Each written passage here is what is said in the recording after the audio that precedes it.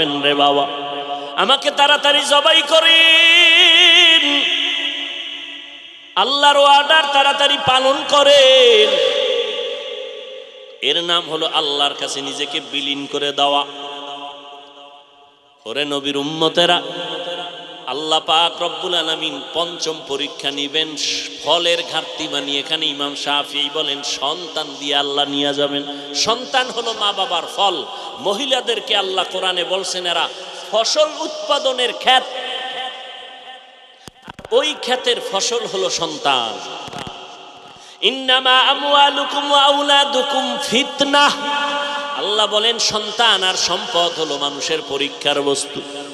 ইয়া আইয়ুহাল্লাযীনা আমানু লা তুলহিকুম আমওয়ালুকুম ওয়ালা আওলাদুকুম আন যিকরিল্লাহ। সন্তান আর সম্পদের ক্ষেত্রে সাবধান, তোমাদেরকে যেন আল্লাহর জিকির থেকে দূরে সরাইতে না পারে।